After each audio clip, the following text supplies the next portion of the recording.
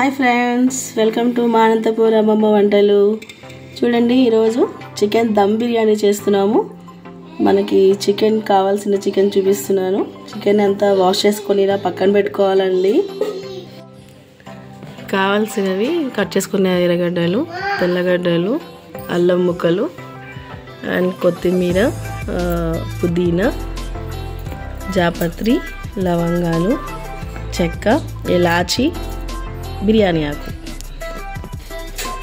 ఇప్పుడు మనం first cut చేసుకున్న అది ఎర్రగడ్డలు వచ్చేసి మనము వేయించుకోవాలండి. అవి ఫస్ట్ బార్లీ పెట్టిన తర్వాత ఆయిల్ వేసుకున్నాము. అది వేడెక్కిన తర్వాత మనం కట్ చేసుకున్న ఆనియన్స్ వేయించుకోవాలండి.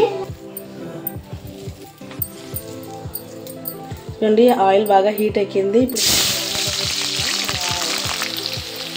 ఇలా అన్నీ వేసేసుకోవాలండి. మనం బాగా ఈ ఆనియన్స్ అనేది క్రిస్పీగా వేయించుకోవాలి. బాగా బిర్యానీలో మెయిన్ ఇంగ్రీడియంట్ అంటే ఆనియనే అండి.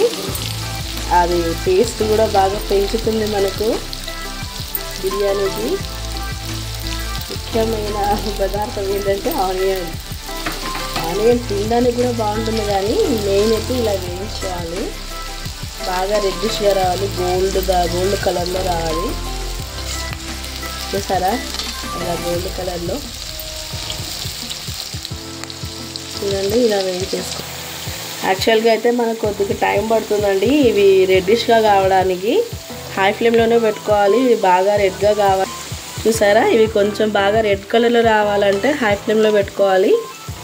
లో ఫ్లేమ్లో పెట్టుకుంటే ఆయిల్ అంతా బీచేస్తుందండి. ఆనియన్ పెట్టుకోకండి.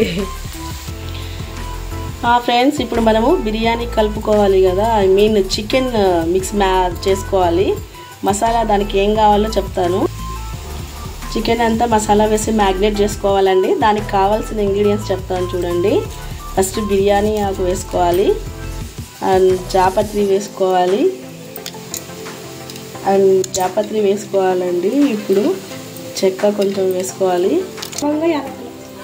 ఇప్పుడు వచ్చేసి మనము ఇలాచి అండ్ లవంగాలు వేస్తున్నాము. ఇప్పుడు అల్లం వెల్లుల్లి పేస్ట్ వేసుకోవాలండి. 2-3 స్పూన్స్ వేసుకోవాలి. మనం కారం అండి ఒక 2-3 స్పూన్స్ వేసుకోవాలండి. కారం కొంచెం స్పైసీగా కావాలనుకుంటే ఇంకొక 1/2 స్పూన్ వేసుకోవచ్చు.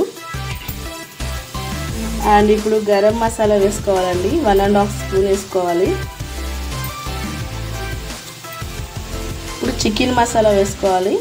అది 1.5 స్పూన్ వేసుకోవాలి. ఇప్పుడు ధనియాల పొడి వేసుకోవాలండి. 1.5 స్పూన్ అది కూడా ధనియాల పొడి.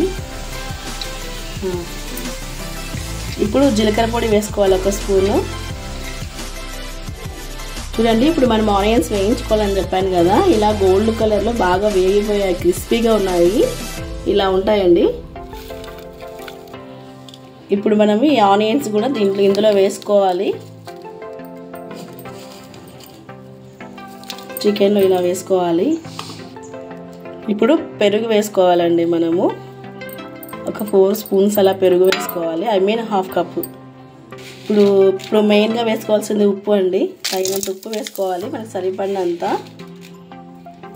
ఇలా ఇప్పుడు main last but not least అన్నట్టు పుదీనా, కొత్తిమీర కట్ చేసుకొని చిన్నగా ఇలా అన్ని దాంట్లో వేసుకోవాలి. పుదీనా, కొత్తిమీర అండి. ఇప్పుడు ఇవన్నీ బాగా ఇలా మిక్స్ చేసుకోవాలండి. బాగా కలుపుకోవాలి. మనము మిక్స్ చేసుకొని మసాలా అంతా బాగా చికెన్ ముక్కలకి బాగా పట్టుకోవాలి. చూసారా, ఇలా బాగా మిక్స్ చేసుకొని ఒక 1 అవర్ బాగా మ్యాగ్నేట్ చేసుకోవాలండి. 1 అవర్ బాగా పెట్టుకుని చికెన్ బాగా టేస్ట్ వస్తుంది మనకు. ఆ బియ్యం మనము ఒక 1/2 అవర్ నానబెట్టుకోవాలండి. చూసారండి, ఇప్పుడు మనము వాటర్ పెట్టాము కదా బియ్యం ఉడకబెట్టడానికి, అవి బాయిల్ అయ్యాయి. సో ఇప్పుడు నానబెట్టిన బియ్యం వేసుకోవాలి అందులోకి. ఇలా మెల్లగా వేసుకోవాలి, లేదంటే మొహం మీద జిడ్లుతాయి.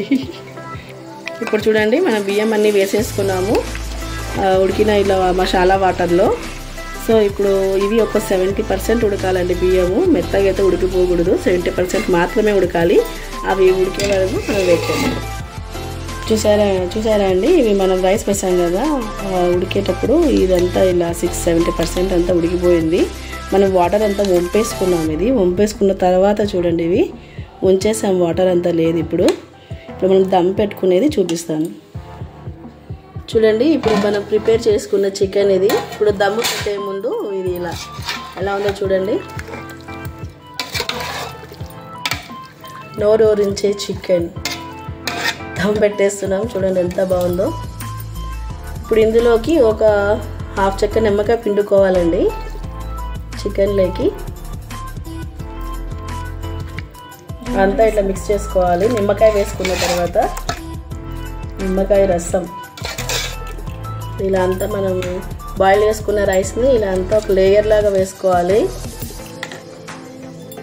ఇలా అంతా ఇప్పుడు మనం ఒక లేయర్ అంతా రైస్ అంతా వేసేసుకున్నామండి.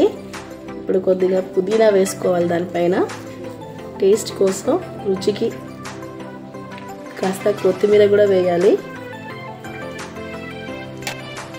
గరం మసాలా 1 స్పూన్ వేసుకోవాలి.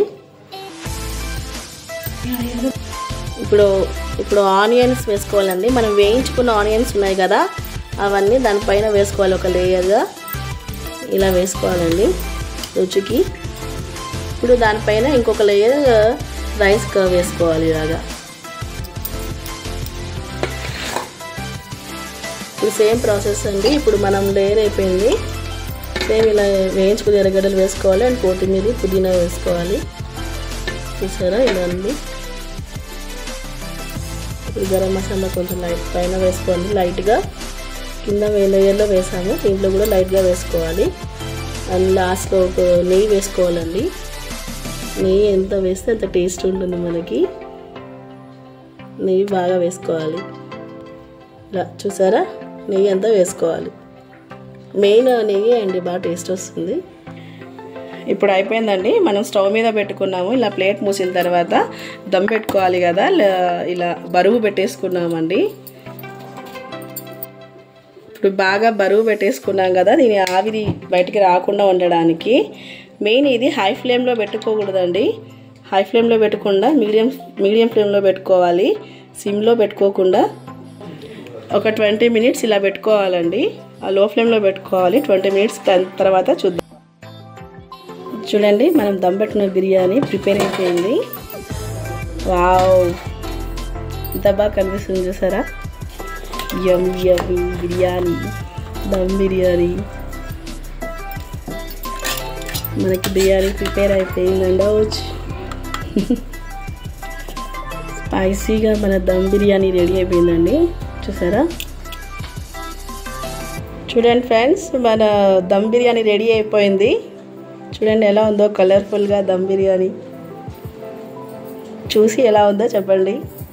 ప్లీజ్ సబ్స్క్రైబ్ అండి. Thank you. పెద్దమ్మ ఎట్లుంది పెద్దమ్మ బిర్యానీ, దమ్ బిర్యానీ?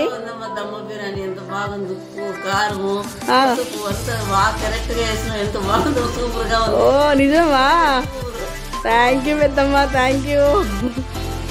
చూడండి ఫ్రెండ్స్, మా పెద్దమ్మ ఎంత మంచి కామెంట్ ఇచ్చిందమ్మా కోసం.